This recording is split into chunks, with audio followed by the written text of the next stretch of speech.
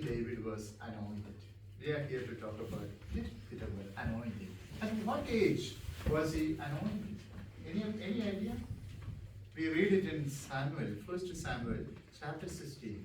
He was perhaps 15 or 17 when he was anointed. But do you know when he was appointed as king? When he was 30 years old. So there was a gap of 15 years almost for one who was anointed to get the appointment. And that's very interesting for us to reflect about it. Sometimes we think the very moment we are anointed, we are given a job, we are already appointed to that particular gift God has given us. So there's a 20 chapters in between. If you read chapter 1 of Samuel, book of 1 Samuel, chapter 16, where where David gets anointed by Samuel the prophet, and there is 20 chapters. 2 Samuel, chapter 5, only he becomes the king of Israel. That too, he got it only half of the kingdom, 10 tribes. He will get 2 tribes. He will get the other after 5 more years. So in between the anointing and appointment, there's a process. And that's what I want to focus today. And that is very important for us, those who are youngsters, and for us, those who are old also. What did David do in those 15 years is interesting. The first thing when Samuel came to the house to find Jesse, the Lord said, I have chosen you. So the choice is always from God. And so while the prophet came to Jesse, David's father's house, his house, we know David was not there. David was sent to look after the sheep in the field. But his father and his all other brothers at a festival party called the Ifer party, and David was not called to go. He was look after the sheep in the farm. So when Samuel came, the father of the family got it wrong. But even prophet can get it wrong sometimes. He came to the right place, but he didn't get the right person sometimes. No? Father of the house also got it wrong. He was looking for bigger, nice boys. And so your parents sometimes can get it wrong too sometimes, who you are, to discover who you are. So finally we know the boys brought him to the house, and Samuel pours his oil onto him and instantly anoints him there. What did David do after that? He was by chance happened to called by the king Saul, who was the first king of Israel, to come and play the flute, the harp, which he knew very well. So he started going to the court and amuse the king and the courtiards to play his instrument, which he knew very well, and he started playing. That's where God prepared him slowly to understand the protocol of the palace. Because he would never know how the palace people behaved and worked. And so quite a few years, David spent in singing for others, for the king and the queen, and for all the guests through this flute that he played. That's the first lesson he had. Then we know he became very close to Jonathan, Saul's son, and they became big friends. And that's how God slowly made him to Saul appointed him as the leader of the army. So he becomes the leader of the army. So he is in a position now.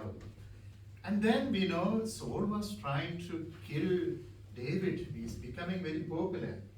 And that's how David slowly learned what it means to be a victim when you have not done anything wrong. When he comes to that place later, God was teaching him a lesson how to treat others, those victims that you will come into in your life as a king. And when David had the opportunity to kill Saul, even though he didn't kill him, because he was learning a lesson, don't put the hand on the Lord's appointed. Saul was still appointed by the Lord. And so he didn't want to put a hand. And so many things David learned through that process that he went through 15 years before getting the appointment. So it is important for us to keep in the gap between being anointed and being appointed for a particular task to which we are called. Now, it is we know that this reading today speaks about which is a favorite for schoolmasters. I'm sure those who are going to the Catholic school, primary schools. This is one of the favorite passages that we all pick up. Easy to reflect about the talents. It is not the way we think, because parable has got a deeper meaning, and we only take the surface level, which is a gift and talents. That's not exactly what is going on here. There's more to it, because who are the listeners of Jesus? Not the real farmers. The farmers, yeah. But the farmers wouldn't take a risk. They can't take a risk. Like the third person in the parable, who they were not willing to take the risk. I have only one, so I can't let it go. 2 and 5 people, they have plenty, and so they can take the risk. We are talking here in terms of a lot of money, because a denarius is a day wage. A talent means 6,000 denarius is the talent. So that is a lot of money. 20 years of wages is what one talent of an ordinary person's 20 years of wages is one talent. So you can, and that too, if it is in gold or silver, we are talking about millions and millions of dollars worth. For 5 and 3 and 1 we are talking about. So it's a huge amount. The first thing is, an important thing in this parable is the beginning part of it. As the master of the master, he gave everything he had. He didn't keep any reserve there. He gave everything, distributed according to the ability of 3 servants. And so God knows how much to give you. He knows that, so according to each one's ability, he gave. So there's no need of complaining, he got more and all that. God knows how much to give you. So the first thing is that God is at risk. Master is at risk in this parable because he gave everything. He didn't keep anything for himself. So when he comes back, he could have had it his own. Now, in Jewish law, usury, taking interest on a loan that is given, is forbidden. Nobody is supposed to do that. So the last man, one who got 1 talent, was following the Jewish law. In fact, he didn't want to take interest on a law from that. He is not supposed to do. And that Christians also inherited that. We are not supposed to take interest from the loan that is given to others. Jesus' Beatitudes, if you go, you will see that more details. And so what is the more important thing in this parable is, the parable is not aimed at the people, those who are more and all that. It's aimed at the religious leaders who are not willing to adapt to changes. They are set aside. They are not willing to let go of their traditions and their privileges and positions and everything, and that is what is playing here. Now, there are a few things I just want to focus in this parable, and it is the parable really speaks about 3 things in this parable we can see. To whom the gift was given, the talents were given. To whom? What do you think? When they were given the talents, what they were in fact? Servants. They were slaves.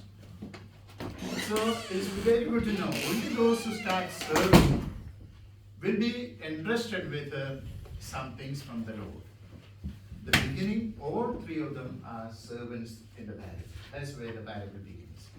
As we go into later, they become stewards. When they received something, they become stewards. They are no more. The parable, they are not being called servants anymore. And so God doesn't tell anything. Servants are told what to do, commandment. But stewards are not told what to do. They have to be initiative.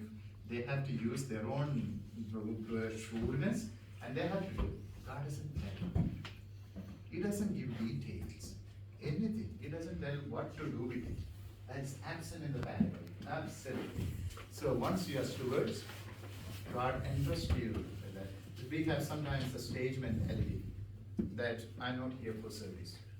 And we will miss that point. Only those who are serving start serving God with greater things. So they become stewards. Now they have to invent, and that's what happens the next stage. You know how God, certain things God doesn't tell us. He expects us to. For example, when the 9 lepers got healed, God asked that question. After 9, He didn't tell to come back, did He? No, He didn't. But He expected that you come back. That's the question. That's the indication behind that question. So also, He expected that these stewards will make some use of the whole talents that is being given. So there's a high expectation from God when God entrusts you with a certain gifts and talents. As we go into the final part of the parable, so we have servants, we have stewards. What's the third group of people at the end of the parable coming? Ownership. Take the one from this man and give to the other. And they are given the more responsibility, ownership of the things. You know the story of Old Testament Joseph. He started as a slave in the Midian. They sold him for 50 pieces of silver. And so he started as slave. Where did he end up? He ended up as steward in Potiphar's house in Egypt. There he is a steward. Later, he will become an owner. And that's what the last part of the parable is speaking for. That take the one from the one who has, give to the one other. And the end of it, there is also another interesting thing in this parable is, it is not the way you increase that the gift result, the outcome is. The proportion to what is given to you is what is said there. It is you well done, good and trustworthy slave. You have been trustworthy for few things. I will trust you with many things. Come and join in your master's happiness. Same word by word for both stewards in the beginning. But the last one, he still remained as a slave. He acted with the mentality of the slave. He didn't progress himself as a steward. That's the big part of the parable here, I think. So we can see in the life of David how that between anointing and appointment, the process that we go through in our homes, in our community, and how God trusts you with the greater things, those who start serving Him. So the all begins our relationship with the Lord, the beginning, as serving in various fields, in the church, in the community, in the family, but slowly we will become stewards. Our parents won't tell us certain things. They think they know, you don't have to be told, because that's what stewardship is all about. And then you will get the ownership at the end. I think that's what this parable is all about. We will maybe able to reflect it later after the Mass, later time if we get. So let's thank God for the privilege that we have given to go in these stages of various stages in our Christian journey.